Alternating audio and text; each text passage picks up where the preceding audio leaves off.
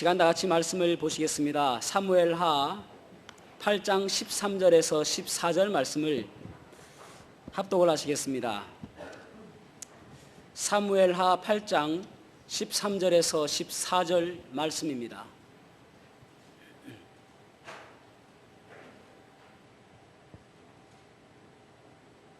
사무엘하 8장 13절에서 14절 말씀 합독하시겠습니다. 시작. 다윗이 소금 골짜기에서 에돔 사람 18,000명을 쳐 죽이고 돌아와서 명성을 떨치니라. 다윗이 에돔에 수비대를 두되 온 에돔에 수비대를 두니 에돔 사람이 다 다윗의 종이 되니라. 다윗이 어디로 가든지 여호와께서 이기게 하셨더라. 아멘. 아멘. 착석하시겠습니다. 우리는 좀 생소한 이름인데 이탈리아 사람들은 대부분 잘 아는 사람이 한 명 있습니다. 보툴도 지오반니라는 사람입니다. 이 보툴도 지오반니라는 사람은 어떤 사람인가 하면은 메디치 메디치 가문의 예술학교에서 교수로 있었던 분인데 그곳에서 한 사람을 운명적으로 만납니다. 14살의 미켈란젤로. 어렸을 때부터 미켈란젤로는 아주 재능이 많았고 뛰어난 학생이었습니다.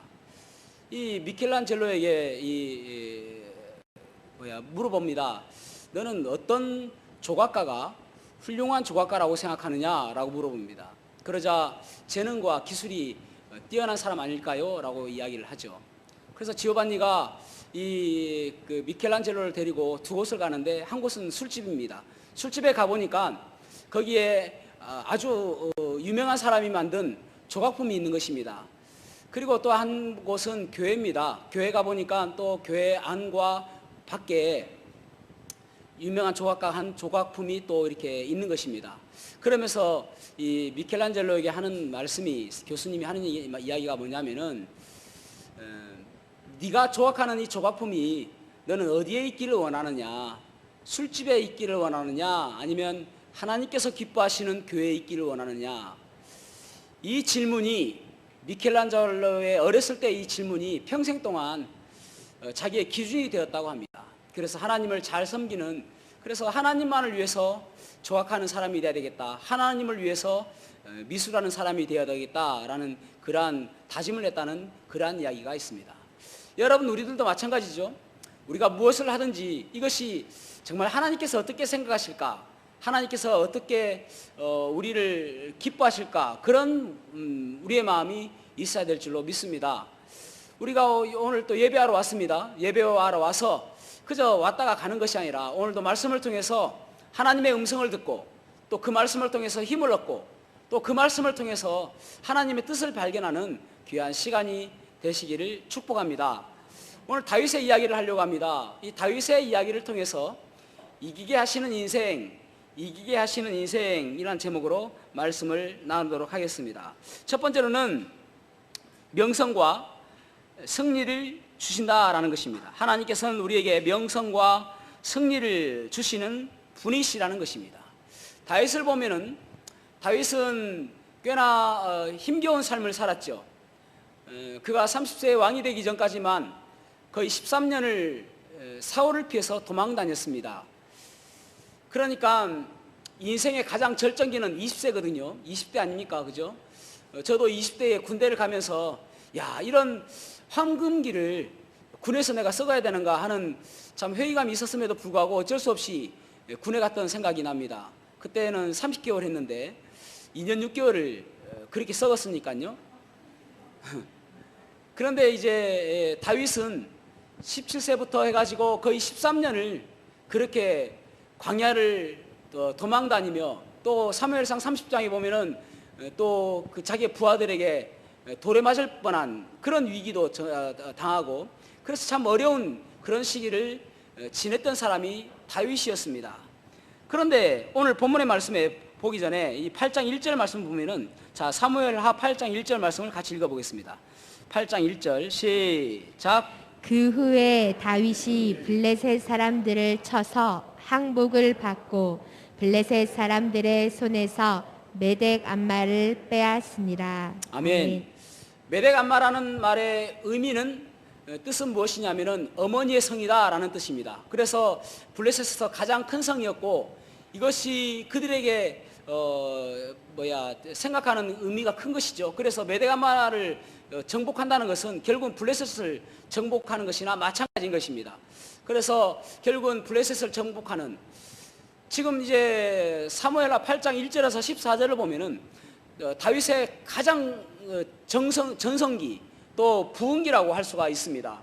그러면서 지금 블레셋 같으면은 다윗의 유대에서, 유다 땅에서, 저기 이스라엘에서, 예루살렘에서 서쪽이거든요. 그러니까 지중해 쪽입니다.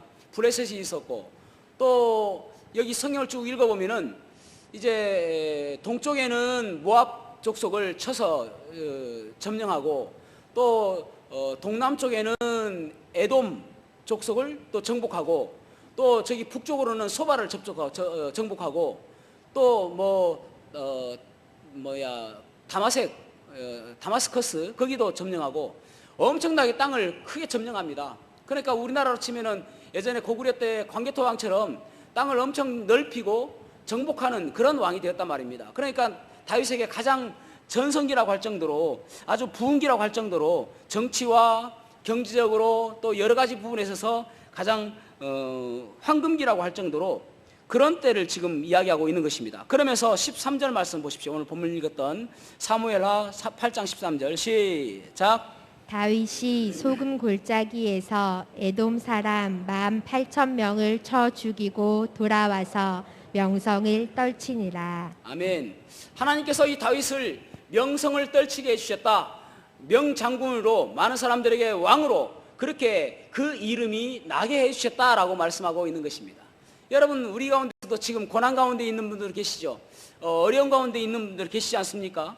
그런데 이 다윗과 같이 동서남북 그런 부흥기 또 정복기 이런 것처럼 우리의 인생도 그런 인생이 되기를 축복합니다.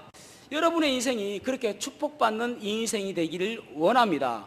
여러분, 그리스도인이라는 것은 어떻게 생각하면은 그리스도인 자체가 참 하나님께서 복 주시기로 작정한 사람들이라고 저는 생각합니다. 여러분, 그리스도인이 어떻게 됩니까? 혹시 여러분 가운데 구원받지 못한 사람 있습니까? 여러분 구원 받으셨습니까? 어떻게 우리가 구원받았습니까? 예수님께서 나를 위해서 십자가에 달려 돌아가심으로 인해서 나의 모든 죄가 제거되어지고, 구약 사람들은 자기의 죄를 지었을 때마다 양을 잡아가지고 번제로 하나님께 드리면서 하나님 내 죄를 용서해 주십시오라고 이야기하는데, 그것은 일시적으로 죄를 덮어주는 역할밖에 하지 못했습니다. 죄를 깨끗하게 하지 못했습니다. 그런데 예수님께서 십자가에 달려 돌아가심으로 인해서 우리 모두의 죄가 제거되었습니다. 없어졌습니다. 그래서 예수님께서 십자가에 달려 돌아가시면서 It is finished, 다 끝났다, 더 이상 할 것이 없다라고 이야기하시며 돌아가셨습니다. 그러니까 그리스도인은 예수 그리스도를 믿는 것 자체가 복인 것입니다. 결국 우리가 궁극적으로는 천국 가는 것이 가장 큰 복이겠지만은 이 땅에 살아가면서도 그 요한복음 1장 12절에 보면은 영접하는 자 곧 그 이름을 믿는 자들에게는 하나님의 자녀가 되는 권세를 주셨으니, 아멘. 하나님의 자녀가 되었다, 하나님의 양자가 되었다란 말입니다. 하나님의 자녀가 됐는데 하나님께서 우리를 얼마나 축복해 주시겠습니까? 그래서 로마서에 보면은 그렇게 말씀하고 있죠. 로마서 8장 31절에서 32절에 보면은 그런즉 이 일에 대하여 우리가 무슨 말을 하리요? 만일 하나님이 우리를 위하시면 누가 우리를 대적하리요? 만일 하나님이 우리를 위하시면 누가 우리를 대적하리요? 32절에 보면은 자기 아들을 아끼지 아니하시고 우리 모든 사람을 위하여 내주신 이가 어찌 그 아들과 함께 이 모든 것을 우리에게 주시지 않겠느냐? 예전 성경에서는 은사로, 선물로, 공짜로 주시지 않겠느냐, 그렇게 말씀하고 있는 것입니다. 33절, 35절에서 39절에 보면은 누가 우리를 그리스도의 사랑에서 끊으리요? 환난이나 공고나 박해나 기근이나 적신이나 위험이나 칼이랴. 37절에 그러나 이 모든 일에 우리를 사랑하시는 이로 말미암아 우리가 넉넉히 이기느니라. 내가 확신하노니 사망이나 생명이나 천사들이나 권세자들이나 능력이나 높음이나 기쁨이나 다른 어떤 피조물이라도 그리스도 예수 안에 있는 하나님의 사랑에서 우리를 끊을 자가 없다라고 말씀하고 있는 것입니다. 여러분, 우리는 하나님께서 사랑하셔서 축복받을 수밖에 없는 존재인 것입니다. 예수님께서 십자가에 달려 돌아가실 때에 우리를 사랑하시기 때문에 십자가에 달려 돌아가신 것입니다. 그래서 우리가 살아가면서 우리가 항상 바라봐야 될 것이 무엇이냐면은 히브리서 12장 2절에 그렇게 말씀하고 있지 않습니까? Let us fix our eyes on Jesus. 믿음의 주였죠. 우리를 온전케 하신 그 예수를 바라봐라. 그분은 어떤 분인가? 그분은 그 앞에 있는 기쁨을 위하여 십자가를 참으사 부끄러움을 개의치 아니하시더니, 우리의 구원받는 것을 가장 큰 기쁨으로 여기시고, 그리고 우리가 구원받는 그것을 바라보시기 위해서 그래서 십자가를 참으시고 부끄러움을 개의치 아니하셨다라고 말씀하잖아요. 그보다 더 큰 사랑이 어디 있습니까, 여러분? 하나님께서 디모데전서 2장 4절에 보면은 하나님의 소원이 무엇인가 말씀하고 있잖아요. 하나님의 소원은 우리 모든 사람들이 구원받는 것이 하나님의 소원이다라고 말씀하잖아요. 그런데 우리는 구원받았습니다. 이보다 더 큰 축복이 어디 있습니까? 우리는 세상 사람들이 이야기할 때 빼박이라고 이야기하잖아요. 빼박이. 우리는 승리하기로 빼박입니다. 빼박이. 그 축복받기로 작전된 빼박입니다. 빼박이. 빼도 박도 못하는 사람, 그런 사람들이란 말입니다. 그래서 이 어려운 시기에 하나님께서 우리를 높여주시고 또 축복해 주실 것이라는 믿음으로 오직 믿음의 주요 또 온전케 하시는 예수님만을 바라보고 살아가는 저와 여러분이 되기를 주님의 이름으로 축복합니다. 두 번째로는 도전이 필요함을 알 수가 있습니다. 포기하지 말아야 된다는 것이죠. 여기 다윗 왕은 도전하는 사람이었습니다. 그저 포기하는 사람이 아니라 끊임없이 도전하는 사람이었습니다. 보통 이제 어린 친구들은 잘 모를 텐데 60대 이상만 되더라도 아는 사람이 있는데 아베베라는 사람입니다. 이 아베베가 1960년에 독일에서 올림픽이 열렸는데 그곳에서 에티오피아 사람으로서 마라톤에서 금메달을 땄습니다. 그런데 왜 유명한가? 맨발로 뛰었거든요. 그는 에티오피아 군인입니다. 그런데 맨발로 뛰어가지고 금메달을 땄습니다. 그리고 나서 1964년에 동경올림픽에서 또 금메달을 땄습니다. 마라톤에서. 역사상 마라톤에서 2연패를 한 사람은 아무도 없습니다. 이 아베베밖에 없습니다. 그런데 참 불행하게도 1969년에 교통사고로 하반신이 마비되어집니다. 그래서 많은 사람들이 너무나도 안타깝게 생각했습니다. 아니, 그래도 마라톤인데 다리를 못 쓰면은 앞으로 쓸모없는 인생 아닌가, 참 불쌍하다, 그것으로서 했는데 참 안 됐다, 그런 말을 했는데 이 사람이요 뭐라고 이야기하면은 두 발을 못 쓰지 내가 두 팔을 못 쓰는 건 아닙니다 라고 했습니다. 두 발을 못 쓰지 두 팔을 못 쓰는 것이 아닙니다. 그래가지고 1969년에 교통사고가 나고 1970년에 노르웨이 그 장애인 올림픽에서 썰매 종목에서 금메달을 땁니다. 대단하죠. 그런 사람이 없다니까요. 그가 금메달을 딴 것이 우연이 아니라니까요. 그만큼 포기하지 않는 거, 그의 인생에서 포기하지 않는 그것 때문에 그런 것입니다. 여러분 다윗 보십시오. 다윗도 얼마나 중간에 위험한 일을 많이 당했습니까? 얼마나 포기하고 싶었겠습니까? 그럼에도 불구하고 끝까지 포기하지 않는 것을 보게 되어집니다. 그래서 그가 어떻게 되어지는가? 오늘 8장 14절 말씀 읽어보겠습니다. 8장 14절 시작. 다윗이 에돔에 수비대를 두되 온 에돔에 수비대를 두니 에돔 사람이 다 다윗의 종이 되니라. 다윗이 어디로 가든지 여호와께서 이기게 하셨더라. 아멘. 여기서 우리가 너무 좋아하는 문항이 있죠. 이기게 하셨다. 이 말 듣기 너무 좋지 않습니까? 이기게 하셨다. 그래서 오늘 설교 본문 제목도 이기게 하시는 인생이라고 했는데 우리는 지고 싶어하는 사람은 아무도 없습니다. 그런데 이것보다도 더 놀라운 부분이 어디 있냐면은 바로 앞에 있는데 다윗이 어디로 가든지 여호와께서 이기게 하셨다. 그러니까 어디로 가든지 이기게 하셨다란 말입니다. 어디로라는 이 단어는 환난을 만나도 이기게 하시고 또 역경을 만나도 이기게 하시고 조건이 나빠도 이기게 하시고 그리고 조건이 아주 험악하고 그리고 아주 악조건이라 할지라도 항상 승리케 하여 주셨다, 그렇게 말씀하고 있는 것입니다. 승리할 수밖에 없었기 때문에 승리한 것이 아닙니다. 이길 수밖에 없는 곳에 갔기 때문에 이긴 것이 아닙니다. 모든 곳에서 하나님께서는 그를 이기게 하여 주셨다라고 말씀하고 있습니다. 여러분, 세상 사람들과 다른 것이 무엇입니까? 세상 사람들은 조건이 중요하다고 이야기하고 환경이 좋아야 이길 수 있다라고 이야기를 하지 않습니까? 그래서 조건이 좋은 조건을 만들기 위해서 열심히 공부하고 좋은 대학에 가고, 또 그래서 열심히 공부해가지고 좋은 직장에 가고, 그리고 또 이쁜 아내와 결혼하고, 이것이 세상 사람들의 기준 아닙니까? 그런데 그리스도인은 그것이 기준이 아니라 어디를 가든지 하나님께서 이기게 하여 주신다는 것입니다. 믿음으로 살아갈 때에 하나님께서 어디를 가든지 이기게 하시는 인생이 우리의 그리스도인의 인생이라고 할 수가 있는 것입니다.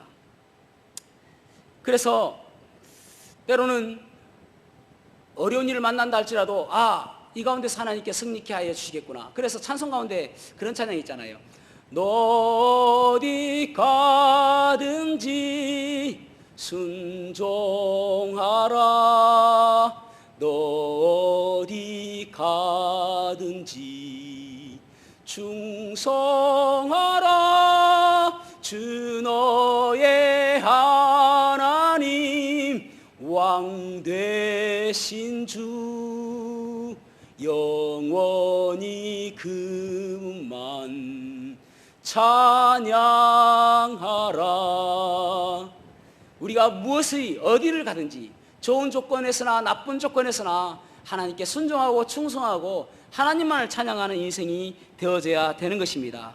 그래야 그 가운데서 하나님께서 우리를 승리케 하여 주시는 것입니다. 오늘 우리가 불렀던 408장 찬송도 그렇잖아요. 나 어느 곳에 있든지 늘 마음이 편하다.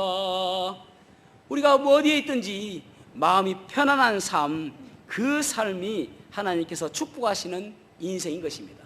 그래서 여러분, 우리의 자녀들에게도 우리가 기도 많이 하잖아요. 우리 자녀를 위해서 학생들한테는 꼬리가 되지 않고 머리가 될지언정 꼬리가 되지 않게 하시고, 또 복된 인생 될 수 있도록 도와주시고, 그리고 또 많은 물질이 따르게 하시고 풍요로운 인생 되게 하시고, 그런 기도 많이 하지 않습니까? 그런 기보다도 정말 중요한 것이 무엇이냐면 내 자녀가 어디를 가든지 평안할 수 있도록 도와주십시오.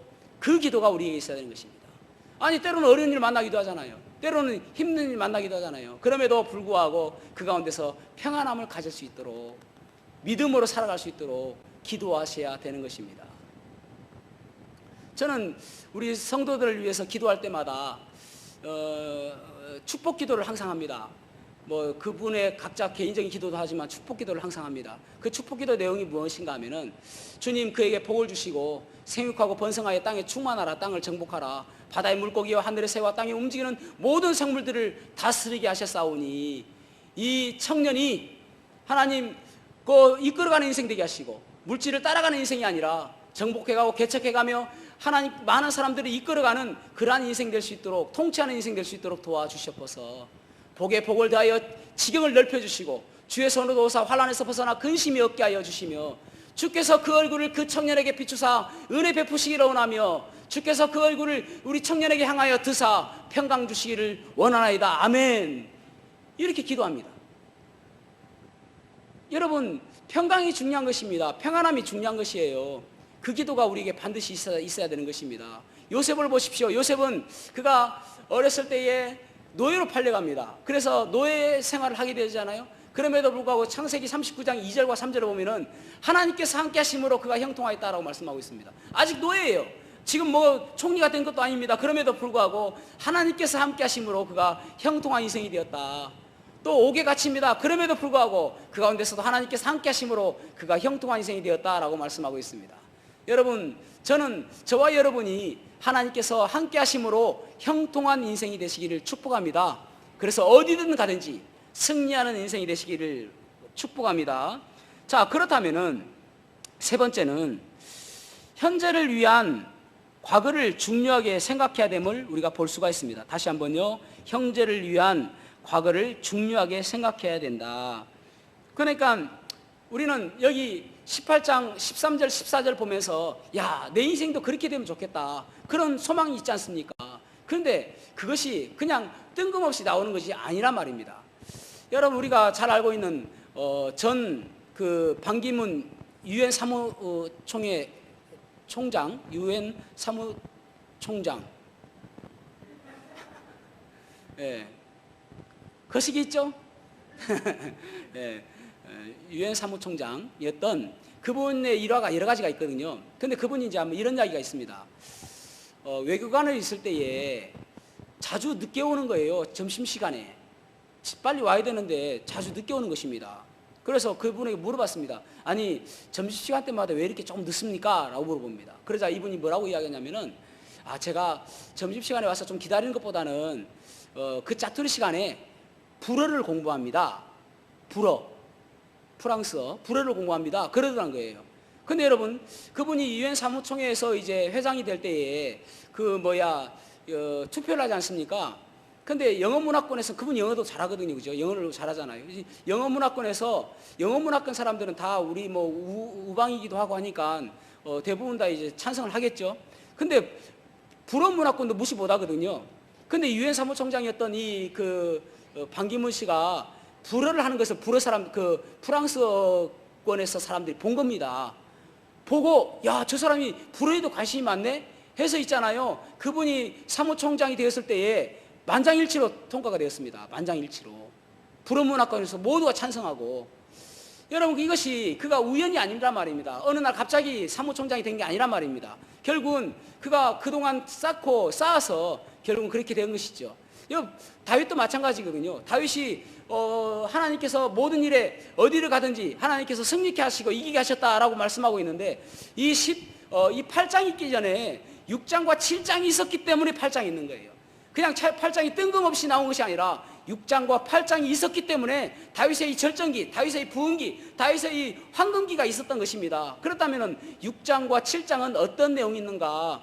6장에서는 이제 사무엘상 4장에 보면은 블레셋과의 싸움에서 그들이 하나님의 법궤를 가지고 갔는데 이 법궤를 빼앗깁니다, 블레셋에게. 그래가지고 블레셋에 있다가 여러 곳에 돌아다니다가 나중에 이제 최종적으로는 오베데돔 집에 있지 않습니까? 그 오베데돔 집에 있는 그 법궤를 예루살렘으로 이제 모시는 그 가운데 있는 것인데, 그래서 6장 14절 말씀 읽어보겠습니다. 사무엘하 6장 14절 시작. 다윗이 여호와 앞에서 힘을 다하여 춤을 추는데 그때 다윗이 배에 에봇을 입었더라. 아멘. 지금 다윗이 이 하나님의 법궤가 오는 것을 바라보고 힘을 다하여 춤을 췄다라고 말씀하고 있습니다. 너무 기뻐가지고 왕인지 뭔지 그 채통도 없이 그냥 힘을 다해서 춤을 췄다. 바위춤이 내려가는지도 모르고 춤을 췄다. 그래서 미갈이 그것을 책망하잖아요. 어떻게 왕이 그럴 수 있느냐라는 것이 아닙니까? 온 백성이 보고 있는데 속옷이 다 보일 정도로 그렇게 춤을 추냐. 그런데 이 다윗의 마음은 무엇이냐 하면은 오직 하나님을 향한 열정, 오직 하나님을 향한 사랑, 그것이 너무너무 기뻐가지고 힘을 다해서 춤을 췄다라는 것입니다. 여러분, 우리가 이 예배가 회복돼야 되거든요. 이것이 예배거든요. 하나님을 경외하는 마음, 이것이 예배거든요. 여러분, 이것이 회복되지 않는 날 우리도 다윗과 같은 이 날마다 이기게 하는 축복을 받을 수가 없는 것입니다. 우리가 날마다 이기게 하는 축복을 받기 위해서는 이 예배가 참 예배를 드리면서 우리가 하나님께 간절히 예배드리고 힘을 다해서 예배하고 열정을 다해서 예배하고, 이 예배는 오직 하나님께서 영광 받으시는 예배라고 생각하고 그렇게 예배를 드려야 되거든요. 말씀을 받을 때마다 한 말씀이라 놓치면 안 되겠다는 마음으로 절박한 심정으로 말씀을 받아야 되는 것이죠. 시편 42편에 보면은 사슴이 시냇 물을 찾듯이 내가 여호와를 찾기에 갈급하나이다 그렇게 말하잖아요. 사슴이 시냇 물을 찾는 이유가 무엇입니까? 시냇 물을 먹지 않으면 이 식도가 셀로판지 같이 생겨가지고 붙어버려서 죽습니다. 그래서 물을 찾지 않으면 죽는 거예요. 물을 먹지 않으면 죽는 거예요. 하나님, 내가 이 말씀 먹지 않으면 내가 죽습니다 라는 자세로 그렇게 말씀을 보는 것입니다. 말씀을 듣는 것입니다. 한 말씀도 내가 땅에 떨어뜨리지 않게. 여러분, 우리가 예배 때 찬양하지 않습니까? 이 찬양이 얼마나 기쁜 일입니까? 얼마나 감사한 일입니까? 하나님께서 기뻐하실 일을 우리가 하고 있잖아요. 하나님께서 귀를 기울이시고 들으시잖아요. 그것이 찬양이란 말입니다. 가요는 여러분 좀 안 따라하셔도 괜찮고요. 가요는 립싱가도 괜찮고요. 가요는 그냥 흥얼흥얼해도 상관없습니다. 그러나 찬양은 살아계신 하나님께서 들으시니까 힘있게 열정을 다해서 내 마음을 담아서 하나님을 찬양해야 되는 것입니다. 그래야 그것이 온전한 예배인 것입니다. 여러분, 기도할 때요, 하나님 이거 들어주셔도 괜찮고 안 들어주셔도 괜찮습니다라고 기도하는 것이 아니라 배수진을 치고 하나님 이거 들어주시지 않으냐 하시면 제가 죽습니다라는 마음으로 그렇게 기도해야 되는 것입니다. 그렇게 해야 여기 6장에 이 다윗의 힘껏 춤을 추었기 때문에 하나님께서 8장의 축복을 주시는 것입니다. 그렇게 해야 하나님께서 우리에게도 이 8장의 축복을 허락하여 주시는 것입니다. 7장은 무슨 내용이 나옵니까? 7장은요, 이제 7장 2절 말씀 읽어보겠습니다. 7장 2절. 7장 2절 시작. 왕이 선지자 나단에게 이르되 볼지어다 나는 백향목 궁에 살거늘 하나님의 궤는 휘장 가운데에 있도다. 아멘. 다윗이 가만히 그 호화로운 궁에 누워서 생각해 보니까 나는 이렇게 좋은 집에 있는데 하나님은 지금 하나님의 법궤가 하나님의 임재를 뜻하니까 그것이 곧 하나님이다 말이죠. 저 성막에 있는 것을 바라보니까 너무나도 안타까운 것입니다. 나는 이렇게 넓고 좋은 곳에 있는데 하나님은 저렇게 초라한 곳에 있는 것이 너무나도 마음이 아픈 것입니다. 그래서 하나님의 집을 지어야 되겠다라고 생각하게 된 것입니다. 그래서 나단에게 이야기하죠. 내가 하나님의 집을 지어야 되겠다. 그래서 하나님께서 그 이야기를 들으시고 기뻐하시며 내가 그 마음만 받겠다. 너는 피를 많이 흘렸으니까 네가 짓지 못하고 너는 자재만 준비하고 재료만 준비하고 네 아들 솔로몬이 짓도록 해라. 그렇게 이야기하지 않습니까? 그런데 하나님께서 그 마음을 받으신 것입니다. 그 마음을 축복하신 것입니다. 그래서 7장에 그 마음이 있었기 때문에 7장에 그 자원하는 마음, 헌신하는 마음, 하나님만을 사랑하는 마음, 하나님을 사랑하는 그 마음이 있었기 때문에 8장에 축복을 주신 것입니다. 여러분, 우리 모든 사람들은 8장의 축복을 사모합니다. 하나님, 제가 이기는 인생 될 수 있도록 도와주십시오. 누구나 그렇죠. 실패하는 인생을 누가 원합니까? 그런데 여러분, 6장과 7장의 그 과거가 없는 인생은 하나님께서 8장의 축복도 주시지 않는 것입니다. 여러분, 우리의 과거가 무엇입니까? 과거는 우리가 구원받은 것이 과거입니다. 또 우리가 예배 드린 것이 과거이고 우리가 찬양하는 것이 과거이고 우리가 기도하는 것이 과거입니다. 이 과거가 있어야만이 그 축복, 8장의 축복을 우리에게 허락하여 주신다는 사실을 여러분 기억하셔야 되는 것입니다. 운동선수가 금메달을 따기 위해서는 과거에 그런 땀 흘리는 그 과거가 있어야 되지 않습니까? 어떤 학생이 좋은 대학에 입학하기 위해서는 열심히 공부하는 과거가 있어야 되지 않습니까? 마찬가지로 우리에게도 하나님의 축복이 임하기 위해서는 그 과거가 우리에게 있어야 되는 것입니다. 그래야 8장의 축복을 우리에게 주시는 것입니다. 여러분, 우리가 하나님을 섬기는 것과 샤머니즘의 차이는 무엇입니까? 샤머니즘은 과거를 묻지 마세요입니다. 과거는 전혀 생각하지 않고 지금 당장 복 주십시오입니다. 그러나 우리는 하나님을 생각하며 하나님의 은혜를 생각하며 히스기야의 기도가 무엇입니까? 하나님, 내가 선한 것을 했던 것을 기억해 주십시오 아닙니까? 그래서 하나님께서 히스기야의 기도를 들으시고 15년의 생명을 연장시켜 주신 것입니다. 여러분, 과거가 없는 축복은 없다는 사실을 기억하셔야 됩니다. 한 젊은이가 있었습니다. 그 젊은이가 한 백발 노인을 찾아가서 어르신, 제가 큰 소원이 하나 있는데 어떻게 하면 이 소원을 이룰 수 있겠습니까? 라고 묻습니다. 그러자 노인께서 하시는 이야기가, 저기 해운대 바닷가에 가면은 돌이 여러 개 있을 것인데 그 가운데서 백사장에서 그 가운데서 그 돌 중앙에 별 표시가 있는 돌이 있는데 그 돌을 찾으면은 네 소원을 이룰 수 있을 것이다 라고 했습니다. 그래서 해운대 바닷가 백사장에 앉아서 돌을 찾기 시작합니다. 별 모양의 돌 하나 보니까 없으니까 또 다시 놓으면은 그 돌을 또 만질 거 아닙니까? 그래서 바닷가로 힘껏 던집니다. 또 하고 또 던지고 또 하고 또 던지고 또 하고 또 던지고 또 하고 또 던지고, 그래서 100개, 200개, 300개, 400개, 500개, 거의 900개까지 헤아렸는데 더 이상 헤아릴 수가 없을 정도로 팔도 아프고 언제 이 돌 찾겠냐고 그랬는데 900개가 좀 넘었다 싶은데 돌을 찾았습니다. 별 모양의 돌이 있는 거예요. 그런데 힘껏 바닷가로 던졌습니다. 왜 그런가? 습관 때문에. 계속 돌을 던졌던 습관 때문에 실제로 찾았음에도 불구하고 돌을 바닷가로 던져버렸습니다. 혹시 여러분에게 소원 있습니까? 해운대 바닷가로 가셔서 수경 끼시고 가가지고 별 모양의 바닷가 그 던졌는 그 돌 찾으시기 바랍니다. 여러분, 습관은 무시하지 못하는 것입니다. 그 100만 불짜리 습관이라는 책을 브라이언 트레이시라는 사람이 썼는데, 이 브라이언 트레이시가 뭐라고 이야기했냐면은, 당신이 생각하고 느끼고 행동하고 성취하는 모든 것의 95%는 습관의 결과다. 성공하는 사람은 성공하는 습관을 가지고 있고, 실패하는 사람은 실패하는 습관을 가지고 있다라고 이야기했습니다. 도스토옙스키도 이렇게 이야기했습니다. 사람의 일생의 후반기는 그가 전반기 때 얻은 습관들로 이루어진다. 여러분 마찬가지죠. 믿음도 마찬가지입니다. 여러분 지금 어떤 습관을 가지고 있습니까? 예배를 잘 드리고 있는 습관을 가지고 있습니까? 그 습관이 굳은 살 되도록 하시기 바랍니다. 기도하는 습관 가지고 있습니까? 찬송하는 습관 가지고 있습니까? 그 습관이 굳은 살이 되어서 아주 쉽게 잘 되어질 수 있도록 습관을 길들이시기 바랍니다. 그럴 때 하나님께서 여러분을 이기게 하시는 이 인생이 되어지는 것입니다. 내가 왜 이기게 하는 이 인생이 되지 못하는가? 그 습관이 없기 때문입니다. 예배의 자리로 오십시오. 예배의 습관을 길들이시기 바랍니다. 찬양의 습관을 바꾸시기 바랍니다. 기도의 습관을 바꾸시기 바랍니다. 말씀을 바라보는 습관이 바뀌시기 바랍니다. 그럴 때에 우리의 인생도 이 다윗과 같이 축복된 인생, 이기는 인생이 될 줄로 믿습니다. 저와 우리 성도 여러분 모두가 참 이기는 인생이 되시기를 주님의 이름으로 축복합니다. 기도하시겠습니다.